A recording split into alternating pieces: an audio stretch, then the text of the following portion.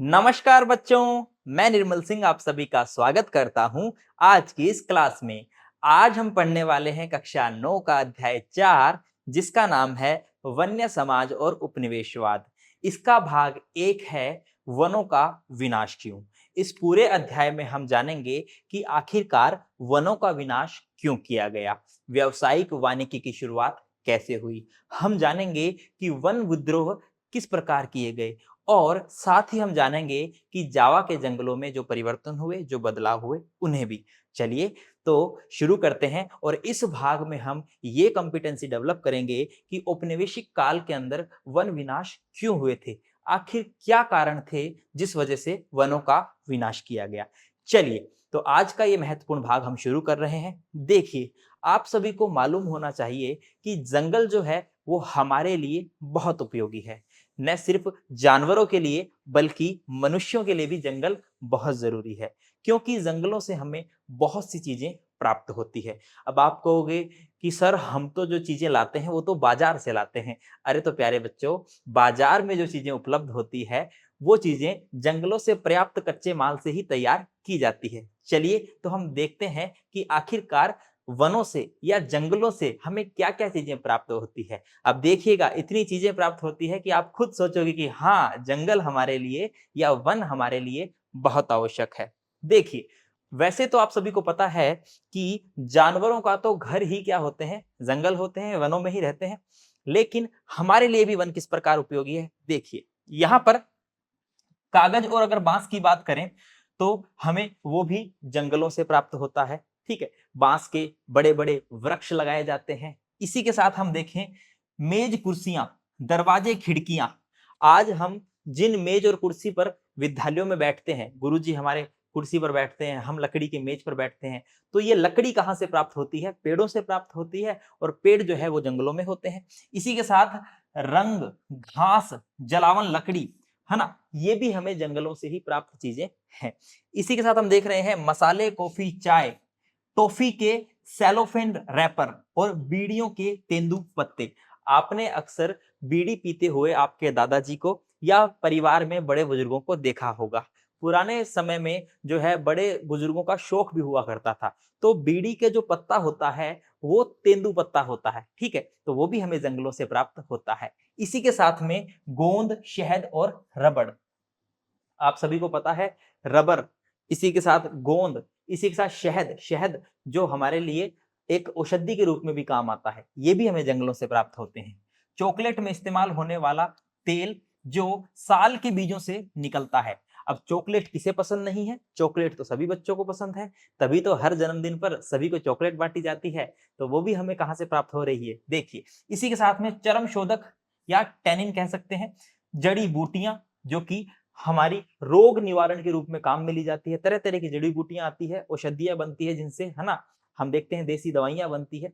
इसी के साथ कच्चा कोयला और फल फूल, ये सारी चीजें जंगलों में हमें मिलती है। अब आप बताइए कि जंगल हमारे लिए उपयोगी है या नहीं?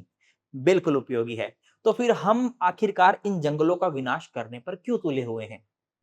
हम आखिरकार इन जंगलों को क्यों महत्व नहीं दे रहे हैं? तो इसके पीछे कुछ कारण है। आखिरकार क्या वो कारण है, तो हम जानेंगे। देखिए, आप सभी को मालूम है कि जब औपनिवेशिक काल के दौरान, जब ब्रिटिश शासन था भारत के अंदर, है ना, तो औपनिवेशिक काल के दौरान तरह तरह के उद्योगों का विकास किया गया। और उद्योगों के विकास के तहत जो है फैक्ट्रियां लगाई गई, कारखाने लगाए गए, और इनके लिए जो है जंगलों को साफ किया गया। हम इसे विस्तार से जानेंगे। पहले हम देख लेते हैं यहाँ पर जो अमेज़न या पश्चिमी घाट के जंगल है, इनमें इतनी विविधताएं पाई जाती है कि इन जंगलों के एक टुकड़े में ही लगभग लगभग 500 प्रजातियां मिल जाती है पेड़ पौधों की। ठीक है, यह विविधता तेजी से लुप्त होती जा रही है। जैसे कि हम देख रहे हैं कि अमेज़न के जो जंगल है, यहाँ पर छोटे से हिस्से में हमें 500 प्रजातियां पौधों की मिल जाती, इतनी विविधता यहाँ पर जंगलों में पाई गई है। लेकिन ये जंगल जो है ये तेजी से लुप्त हो रहे हैं, ये विविधता जो है ये तेजी से लुप्त हो रही है। लुप्त होने के पीछे क्या कारण है? वही कारण, औपनिवेशिक काल के दौरान औद्योगिकरण। औद्योगिकरण के तहत जो है तरह तरह का निर्माण कार्य हुआ। हम देख रहे हैं रेल निर्माण कार्य हुआ। अब रेल निर्माण कार्य के तहत हम देखते हैं कि रेलगाड़ी की पटरियां बनाने के लिए जो स्लीपर लगते हैं पटरियों के बीच में, वो लकड़ी के होते थे। ईंधन की आवश्यकता होती थी, है ना? लकड़ी को जलाकर कोयला बनाया जाता था, उसमें भी लकड़ी का महत्व था। इसी के साथ में अगर मार्ग बनाना है, रास्ता बनाना है, तो जंगलों को साफ किया गया। तो इस वजह से औद्योगिकरण के चलते जंगलों का विनाश किया गया। आइए हम इसे विस्तार से जानते हैं। चलिए तो शुरू करते हैं। देखिए, 1700 से 1995 ईस्वी तक 139 लाख वर्ग किलोमीटर जंगल औद्योगिक इस्तेमाल, खेती बाड़ी, चारागाहों व ईंधन की लकड़ी के लिए साफ किए गए। यहां पर हम देख रहे हैं कि आखिरकार सफाया क्यों हुआ जंगलों का, तो औद्योगिकरण। दुनिया के कुल क्षेत्रफल का 9.3% भाग, यानी कि 1700 से 1995 ईस्वी के बीच में दुनिया के कुल क्षेत्रफल का 9.3% जो भाग है जंगलों का, उसे साफ किया गया। लगभग 139 लाख वर्ग किलोमीटर जंगल औद्योगिक इस्तेमाल, खेती बाड़ी, चारागाहों जहां पर पशुओं को चराया जाए, ईंधन के रूप में उपयोग में लकड़ी को लेने के लिए साफ किए गए। अब ये देखिए कितने बड़े स्तर पर जो है जंगल साफ किए गए हैं औद्योगिकरण के चलते। चलिए आगे हम देख रहे हैं, यहां पर आपको एक जंगल की तस्वीर दिखाई दे रही है जो कि छत्तीसगढ़ का एक साल वन है, यानी कि यहां पर साल के वृक्ष लगे हुए हैं। आप देख सकते हैं कि ये जंगल कितना घना है। ये जंगल इतना घना है कि यहां पर सूर्य की किरणें भी पूरी तरीके से जमीन पर नहीं पहुंच पा रही है, बिकॉज इतने घने वृक्ष यहां लगे हुए हैं। लेकिन हम देखते हैं कि औपनिवेशिक काल में इन जंगलों को साफ किया जाता है। जंगल जो हमें बहुत सी वस्तुएं प्रदान करते हैं, जहां से हमें बहुत सी वस्तुएं प्राप्त होती है, रोजमर्रा के जीवन में काम में आने वाली वस्तुएं काम हमें मिलती है, वो चीजें जो है जंगलों से मिलती है और जंगलों को ही क्या किया जा रहा है, साफ किया जा रहा है। आइए हम देखते हैं वनों का विनाश क्यों, आखिरकार क्यों वनों का विनाश किया जा रहा है, क्या आवश्यकता पड़ी इन जंगलों के विनाश की। देखिए, यह जो समस्या है वन विनाश की, यह बहुत ही गंभीर समस्या है और वैश्विक स्तर की समस्या है। इसे हमें गंभीरता से लेना होगा, नहीं तो आने वाले समय में हमें बहुत सारी पर्यावरणीय समस्याओं से गुजरना पड़ सकता है। देखिए, वन विनाश का मतलब समझिए, यानी कि वन विनाश होता क्या है। जैसा कि शब्द से ही पता चल रहा है, वन विनाश यानी जंगलों का विनाश, वनों का लुप्त होना, वनों का लुप्त होना। औपनिवेशिक शासन के दौरान वन विनाश की प्रक्रिया ने व्यवस्थित और व्यापक रूप ग्रहण किया।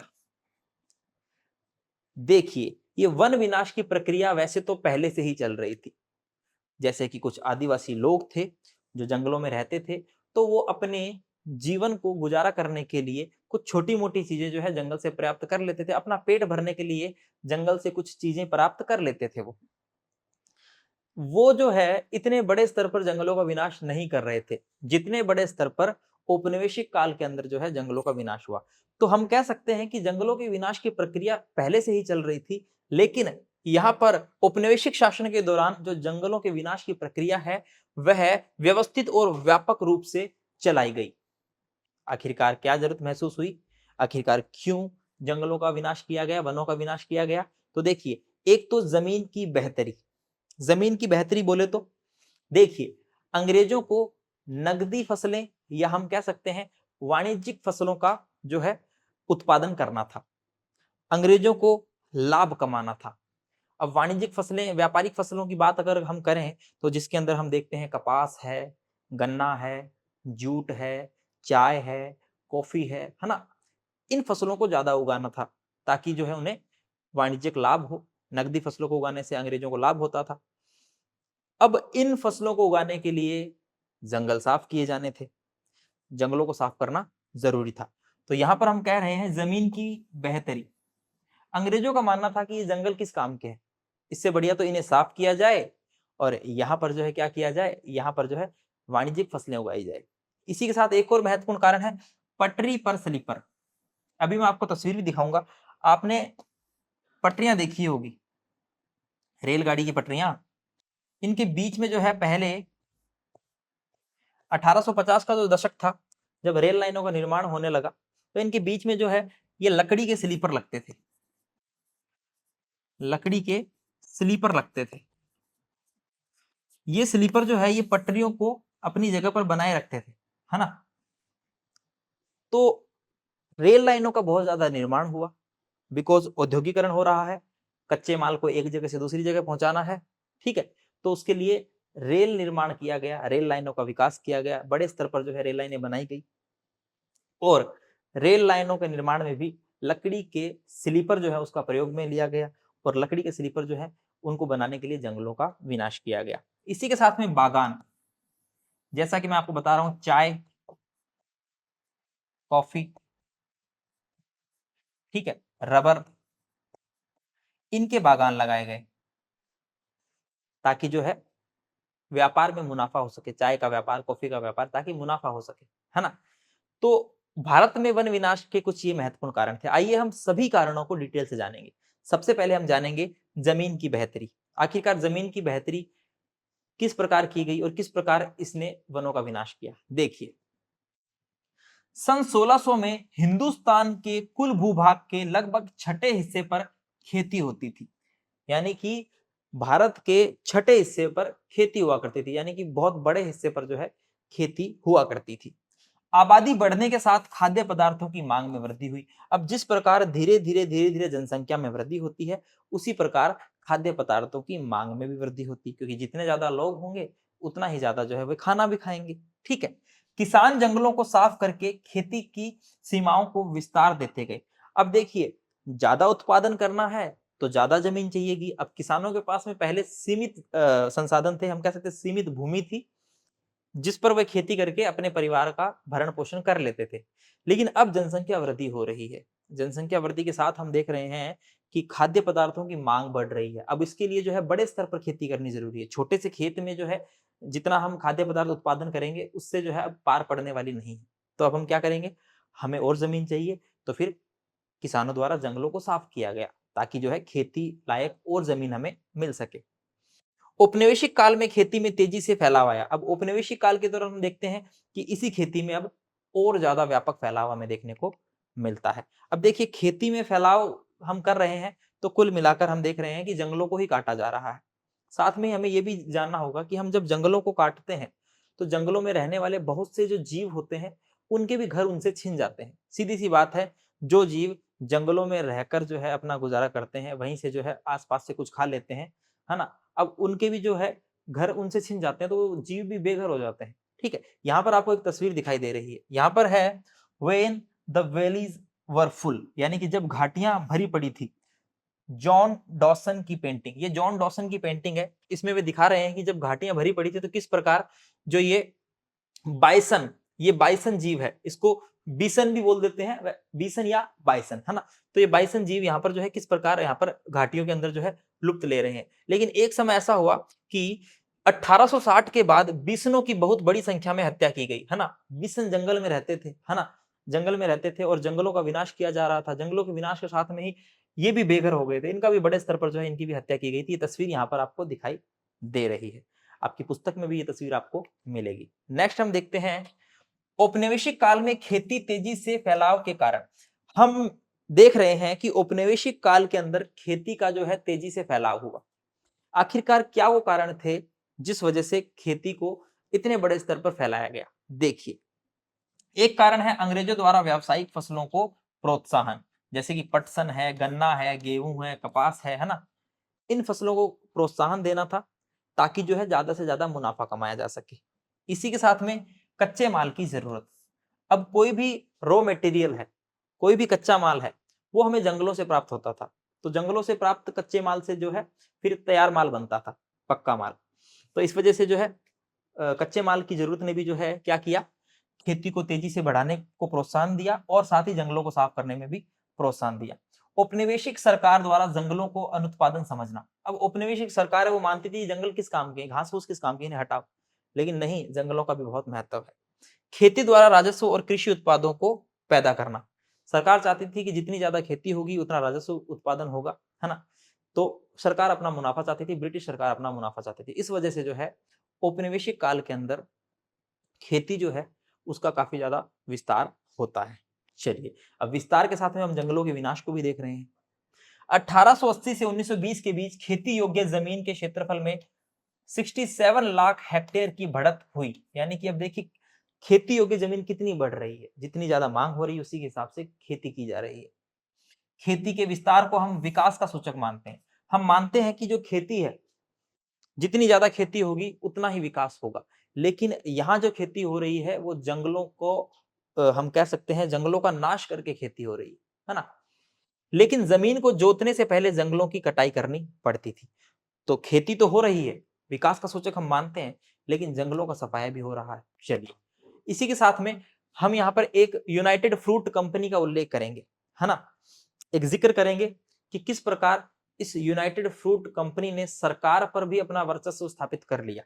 देखिए, यूनाइटेड फ्रूट कंपनी जो कि अमेरिकी आधिपत्य में गठित की गई थी, व्यापक पैमाने पर मध्य अमेरिका में केले उगाना प्रारंभ किया था इसने, और कंपनी द्वारा सरकारों पर अपना वर्चस्व स्थापित कर लिया गया। इसे बनाना रिपब्लिक नाम दिया गया। तो देखिए, ये यूनाइटेड फ्रूट कंपनी है, ये फ्रूट कंपनी थी जो कि बनाना की खेती करती है और आगे चलकर सरकार पर अपना वर्चस्व स्थापित कर लेती है और बनाना रिपब्लिक के नाम से भी जानी जाती है। एक उदाहरण हमारी पुस्तक में भी दिया गया है, तो इसे भी आप याद रखिएगा, परीक्षा के दृष्टिकोण से महत्वपूर्ण है। चलिए, दूसरा महत्वपूर्ण कारण हम देख रहे हैं पटरी पर स्लीपर। पटरी पर स्लीपर की बात करें तो आपको मेरे पीछे एक तस्वीर दिखाई दे रही है। इस तस्वीर को आप गौर से देखिए और इस तस्वीर में आपको जो है पटरियां दिखाई दे रही है। हम देख रहे हैं कि शुरुआती तौर पर जो है पटरियां कुछ इस प्रकार की बनती थी। आज तो हम देखते हैं कि जो स्लीपर होते हैं ये सीमेंटेड होते हैं, है ना, सीमेंट और कंक्रीट और उनके बने होते हैं। लेकिन पहले जो है लकड़ी का प्रयोग होता था, है ना। आज भी बहुत सी जगह लकड़ी जो है ऐसे लकड़ी के ऐसे स्लीपर आपको लगे हुए दिख सकते हैं। तो स्लीपर क्या होते हैं, पहले ये देखिए कि रेल की पटरी के आर पार लगे लकड़ी के तख्ते जो पटरियों को उनकी जगह पर रोके रखते हैं। 19वीं सदी की शुरुआत तक इंग्लैंड में बलूत ओक के जंगल लुप्त होने लगे, है ना। बलूत जो है वो एक वृक्ष है जिसको इंग्लिश में ओक कहते हैं। तो ओक के जंगल लुप्त हो रहे थे। इस कारण शाही नौसेना के लिए लकड़ी की आपूर्ति में मुश्किल आ खड़ी हुई। अब जो शाही नौसेना है ना, उनके जहाज हैं, उनमें भी लकड़ी की जरूरत पड़ेगी। तो शाही नौसेना के लिए जो है लकड़ी की आपूर्ति जो है इसमें कमी आ गई। हम कह सकते हैं लकड़ी की आपूर्ति की मुश्किल आ खड़ी हुई। इसी के साथ हम यहां पर देख रहे हैं, अब अगर लकड़ी की कमी रहेगी तो फिर क्या किया जाएगा, कुल मिलाकर वन विनाश किया जाएगा। यहां तस्वीर में देखिए, सिंहभूम के जंगलों में साल के तनों से स्लीपरों का निर्माण, छोटा नागपुर, मई 1897। तो देखिए किस प्रकार ये साल के वृक्षों को काटा जा रहा है, इसके तनों को काटकर जो है पटरी के जो स्लीपर है उनका निर्माण किया जा रहा है। आप यहां पर देख सकते हैं। आइए नेक्स्ट देखते हैं। अंग्रेजी जहाज बनाने के लिए मजबूत और टिकाऊ लकड़ी की आवश्यकता थी। 1820 के दशक में हिंदुस्तान की वन संपदा का अन्वेषण करने के लिए खोजी दस्ते भेजे गए। अब देखिए, जो अंग्रेजी जहाज है उन्हें बनाने के लिए मजबूत लकड़ी चाहिए थी। अब मजबूत लकड़ी के लिए हम देख रहे हैं कि भारत जो है वो उपनिवेश है ना, ब्रिटिशर्स का। तो उन्होंने खोजी दस्ते भेजे कि जाओ हिंदुस्तान में देखो कि कौन कौन से जंगल है और मजबूत लकड़ी जो है किसकी हो सकती है। तो खोजी दस्ते भेजे गए। भारी मात्रा में लकड़ी का हिंदुस्तान से फिर क्या हुआ, निर्यात होने लगा। यहाँ पर काफी हम देखते हैं जंगल, काफी घने जंगल थे, तो उनका विनाश किया गया, पेड़ों को काटा गया, जैसा कि पीछे हमने तस्वीर में देखा है। और भारी मात्रा में फिर लकड़ियों का निर्यात किया गया ताकि जो है शाही जहाजों का निर्माण किया जा सके। 1850 के दशक में रेल लाइनों का प्रसार होने लगा। हम देखते हैं कि 1850 के दशक में जो है रेल लाइनों का निर्माण होता है। लॉर्ड डलहौजी के समय में पहली रेल लाइन जो है हम देखते हैं चलती है, ठीक है। तो 1850 के दशक में रेल लाइन का निर्माण हो रहा है। धीरे धीरे जो पटरियां हैं, है ना, उनकी लंबाई बढ़ती जा रही है। हम यहाँ पर देख रहे हैं कि जिस प्रकार रेल लाइन का निर्माण होगा, जिस प्रकार पटरियों का विस्तार होगा, उसी प्रकार फिर हमें स्लीपरों की भी आवश्यकता होगी और फिर बड़े स्तर पर जो है वनों का विनाश किया जाएगा। इसी के साथ में शाही सेना के आवागमन और औपनिवेशिक व्यापार के लिए रेल लाइनें अनिवार्य थी। इसने लकड़ी की मांग पैदा कर दी। अब जितनी ज्यादा रेल लाइनें बनेगी उतनी ज्यादा स्लीपर बनेंगे, तो सीधी सी बात है लकड़ी की आवश्यकता होगी। और इतने बड़े स्तर पर लकड़ी की आवश्यकता होगी तो एक ऑप्शन क्या है, वनों का विनाश करना। तो औपनिवेशिक सरकार ने वनों का विनाश इस तरह पर किया। इंजनों को चलाने के लिए ईंधन के तौर पर और स्लीपरों के रूप में लकड़ी की भारी जरूरत थी। भारत में रेल लाइनों का जाल 1860 के दशक में तेजी से फैला। अब देखिए, रेल निर्माण हो रहा है, अच्छी चीज है, औद्योगिक हम कह सकते हैं एक प्रकार से क्रांति देखने को मिल रही है हमें। नए नए संसाधनों का विकास हो रहा है ना, आवागमन के साधन बन रहे हैं, लेकिन एक तरफ विनाश हो रहा है और एक तरफ विकास हो रहा है। वनों का विनाश हो रहा है, रेल लाइनों का विकास हो रहा है, तो ऐसा विकास भी फिर किस काम का। चलिए, तो इस प्रकार हम देख रहे हैं कि यहाँ पर 1890 के आसपास आप देखोगे लगभग जो रेल लाइनों की जो लंबाई होती है वो लगभग 25,500 किलोमीटर के आसपास होती है। वहीं 1946 तक जो है 7,65,000 किलोमीटर जो है लंबी रेल लाइनें बिछ चुकी होती है। रेल लाइनों के प्रसार के साथ साथ पेड़ भी काटे गए। अकेले मद्रास प्रेसिडेंसी में 1850 के दशक में प्रतिवर्ष 35,000 पेड़ स्लीपरों के लिए काटे गए। अब आप देखिए, खुद देखिए, प्रतिवर्ष 35,000 वृक्ष, कितने बड़े स्तर पर वनों का विनाश हो रहा है। आप देख रहे हो ना किस प्रकार औद्योगिकरण के दौरान, किस प्रकार औपनिवेशिक शासन के दौरान वनों का विनाश हो रहा है, क्यों हो रहा है, सब चीजें आप समझ पा रहे हो, है ना। बिल्कुल भी इसमें कुछ टेक्निकल कुछ भी नहीं है, इजीली आपको सब समझ में आ रहा है कि क्यों इतने बड़े स्तर पर वनों का विनाश किया जा रहा है। आगे देखिए, सरकार ने आवश्यक मात्रा की आपूर्ति के लिए निजी ठेके दिए। अब सरकार ने ठेका देना शुरू कर दिया, निजी ठेके देने शुरू कर दिए कि भाई हमें इस मात्रा में जो है लकड़ियां चाहिए, इतनी इतनी लंबी रेल लाइनें बननी है, इतने इतने स्लीपर बनाने हैं, उसके लिए अब वनों को जो है ठेके पे दिया जाने लगा। और जो ठेकेदार हैं वो बिना सोचे समझे पेड़ काटना शुरू कर देते हैं और जंगल तेजी से गायब होने लग जाते हैं। दोस्तों देखिए, मनुष्य अपने स्वार्थों की पूर्ति के लिए, है ना, जंगल भी तो हमें कुछ प्रदान प्रदान ही करते हैं, हमारे जीवन के लिए उपयोगी चीजें प्रदान ही करते हैं, लेकिन हम अपने स्वार्थों में इतने खो चुके हैं कि हम देख ही नहीं रहे हैं कि हमारे लिए ये जंगल कितने जरूरी है ना। भाई हमें ऑक्सीजन चाहिए, है ना, जितने ज्यादा पेड़ होंगे उतनी ज्यादा हमें ऑक्सीजन भी मिलेगी, लेकिन हम ये चीज नहीं समझ पा रहे हैं। इसीलिए आजकल जो है जगह जगह मुहिम चलाई जाती है, पेड़ लगाओ पेड़ लगाओ। हम देखते हैं कि हर व्यक्ति, कोई अपने जन्मदिन के अवसर पर, कोई स्वतंत्रता दिवस के अवसर पर, कोई गणतंत्र दिवस के अवसर पर, कोई महात्मा गांधी जयंती पर, है ना, किसी ना किसी दिन कोई ना कोई दिन चुनकर जो है वृक्षारोपण करते हैं। वृक्षारोपण को इतना ज्यादा बढ़ावा क्यों दिया जा रहा है, मुहिम क्यों चलाई जा रही है। आप खुद सोचिए, अगर किसी चीज के प्रति जागरूकता लाई जा रही है, इट मीन्स वो चीज धीरे धीरे लुप्त हो रही है ना। हम बेटी बचाओ बेटी पढ़ाओ, है ना, इसकी मुहिम चला रहे हैं।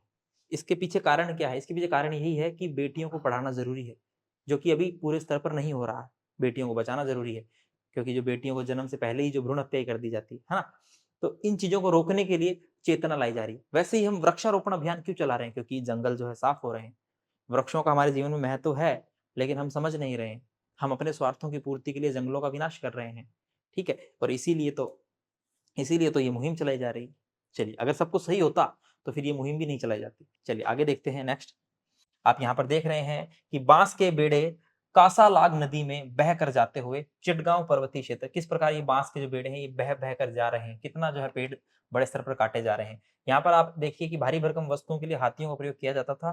रंगून के एक लकड़ी गोदाम में लकड़ी के शहतीर सहेजता हुआ हाथी। इसी के साथ हम आगे देखते हैं, ईंधन की लकड़ी इकट्ठा कर घर को लौटती औरतें। अब देखिए, ईंधन की लकड़ी देखिए इकट्ठा करके ले जा रही है ना, जलावन लकड़ी जिसे हम कहते हैं, जलावन लकड़ी भी तो हमें वनों से ही मिलती है। आप तस्वीर में देख रहे हैं कि वन हमारे लिए कितने उपयोगी हैं। साथ ही साथ देखते हैं कि हम पेड़ों को काटने के बाद किस प्रकार जो है ट्रकों में, ट्रॉलियों में भरा जाता था और ले जाया जाता था। तो देखिए, लट्ठे ले जाता हुआ ट्रक इस प्रकार काट के और इस प्रकार ले जाया जाता था। अब आगे चलकर जो है इनके स्लीपर बन जाएंगे, है ना, और अन्य उपयोगी चीजें इनसे बना ली जाएगी। चलिए, इसके बाद में तीसरा हमने महत्वपूर्ण कारण देखा, बागान।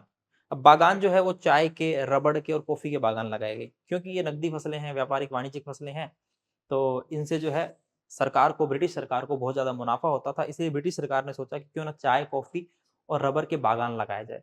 और इनके जो बागान लगाकर जो है सरकार, सीधी सीधी सी बात है, क्या चाहती थी, खुद का मुनाफा। और बागान लगाने के लिए जो है जगह चाहिए थी, और जगह चाहिए थी तो फिर क्या किया गया, वनों को साफ किया गया, पेड़ों को काटा गया, है ना, जंगलों को साफ किया गया। आप पीछे देख रहे हैं, ये चाय का बागान है, ठीक है, इस प्रकार सीढ़ी नुमा जो है खेती होती है। हम देखते हैं कि जो चाय के पौधे हैं वो इस प्रकार जो है लगभग पहाड़ी क्षेत्रों में आप देख सकते हैं। दक्षिण भारत में आप कभी जाओगे, है ना, तमिलनाडु है, तमिलनाडु में आप ऊटी देखोगे, ऊटी में बहुत सारे ऐसे चाय के, कुन्नूर है, ऊटी है, यहाँ पर बहुत सारे जो है चाय के इस प्रकार के जो है पहाड़ों पर जो है खेती की जाती है। और ये पौधे लंबे समय तक चलते हैं, एक पौधा 40 से 100 वर्ष तक भी चल सकता है ना, इतने लंबे समय तक ये पौधा चलता है। चलिए, हम देख रहे हैं यूरोप में चाय, कॉफी और रबर की मांगों को पूरा करने के लिए बागान बने।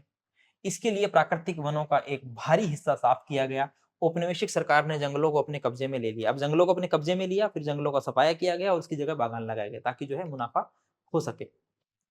जंगलों के विशाल हिस्सों को सस्ती दरों पर यूरोपीय बागान मालिकों को सौंप दिया गया।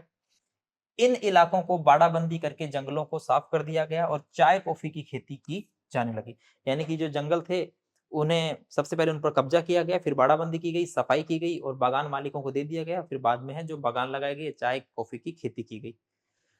तो इस प्रकार से जो है हम देख रहे हैं जमीन की बेहतरी के लिए, पटरी पर स्लीपर के लिए और बागान के लिए औपनिवेशिक शासन के दौरान जो है वनों का विनाश किया गया। यहाँ पर हम देख रहे हैं एक पोस्टर जिसमें जो है प्लेजर ब्रांड चाय, ये चाय पीते हुए कुछ आपको युवा दिखाई दे रहे हैं जो कितने मजे से और आनंद से चाय पी रहे हैं। ठीक है, तो बड़े स्तर पर चाय के, कॉफी के इनके बागान लगाए गए थे जिनके लिए जंगलों को साफ किया गया था। चलिए, अब हम देख रहे हैं कि इस पूरे भाग में हमने क्या सीखा है। इस पूरे भाग में हमने सीखा है वनों का महत्व, कि वनों का महत्व क्या होता है। हमने शुरू में ही मैंने आपको बताया था कि वनों से कितनी सारी चीजें हमें प्राप्त होती है। कॉफी है, चाय है, रबर है, कागज है, बांस है, ठीक है, हर चीज, शहद है, हमें जंगलों से प्राप्त होती है। साथ ही औद्योगिकरण और वन विनाश, किस प्रकार औद्योगिकरण की प्रक्रिया होती है और उस प्रक्रिया के दौरान वनों का विनाश किया जाता है, ये चीजें जो है हम इस भाग में जान चुके हैं। चलिए, तो मूल्यांकन करना जरूरी है, तो देख लेते हैं महत्वपूर्ण प्रश्न। आइए, पहला प्रश्न है, तेंदू के पत्तों का प्रयोग किस काम में किया जाता है? बीड़ी बनाने में, चमड़ा रंगने में, चॉकलेट बनाने में या पान बनाने में? तो देखिए, मैंने आपको पहले ही बताया था कि आपने अक्सर अपने बड़े बुजुर्गों को बीड़ी पीते हुए देखा था। तो जो बीड़ी का जो पत्ता होता है वो तेंदू पत्ता होता है, तो बीड़ी बनाने में जो है तेंदू के पत्ते को काम में लिया जाता है। बाकी आप सभी को मालूम होना चाहिए कि धूम्रपान जो है वह स्वास्थ्य के लिए हानिकारक होता है, जितना हो सके इससे दूर ही रहना चाहिए। चलिए, नेक्स्ट हम देख रहे हैं, इनमें से वाणिज्यिक अथवा नकदी फसल कौन सी है? तो जूट है, कपास है, गन्ना है, उपरोक्त सभी। तो ये उपरोक्त सभी जो है वाणिज्यिक फसलें मानी जाती है। नेक्स्ट हम देख रहे हैं तीसरा, 1850 के दशक में रेलवे के स्लीपर किससे बनाए जाते थे? सीमेंट से, लोहे से, लकड़ी से या इनमें से कोई नहीं? तो हम देख रहे हैं कि लकड़ी का जो प्रयोग है वो रेल के स्लीपरों में या पटरी जो है पटरी पर स्लीपरों में किया जाता था। नेक्स्ट हम देखते हैं सत्य और असत्य। चाय और कॉफी के बागान बनाने के लिए प्राकृतिक वनों के बड़े क्षेत्र साफ किए गए। क्या ये बात सत्य है या असत्य है? तो ये बात बिल्कुल सत्य है। चाय, कॉफी और रबड़, इन सभी के बागान बनाने के लिए बड़े क्षेत्र पर वनों का विनाश किया गया। नेक्स्ट हम देख रहे हैं, फिल इन द ब्लैंक्स, खाली स्थान भरना है। सन 1600 में हिंदुस्तान के कुल भूभाग के लगभग डैश डैश डैश हिस्से पर खेती होती थी। तो लगभग लगभग जो है छठे हिस्से पर जो है खेती होती थी। तो यह बात आपको याद रखनी है। तो उम्मीद कर रहा हूं कि ये क्लास आपको अच्छी लगी होगी, समझ में आई होगी, वनों का महत्व पता चला होगा। ठीक है, तो मिलते हैं नेक्स्ट क्लास में। धन्यवाद।